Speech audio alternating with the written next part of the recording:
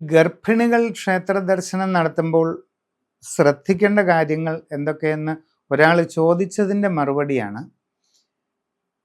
നമ്മൾ ഒരു 4 മാസമൊക്കെ ആകുന്നതിന് മുമ്പാണ് ക്ഷേത്ര ദർശനം പതിവുള്ളത്. അത് കഴിഞ്ഞാൽ പതിവില്ല.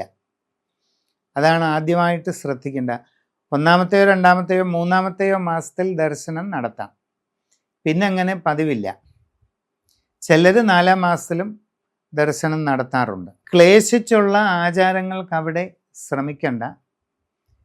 ഒന്നിലധികം പ്രദക്ഷിണം വെക്കൽ, അതുപോലെ നമസ്കരിക്കുക, ഇങ്ങനെയുള്ള കാര്യങ്ങൾക്ക് ഒന്നും നിർബന്ധം ഇല്ല.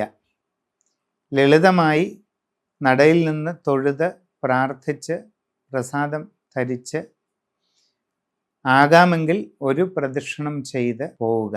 ക്ലേശകരമായിട്ടുള്ള ഒരു ആരാധനകൾക്കും ആ അവസരത്തിൽ മുതിരേണ്ടതില്ല.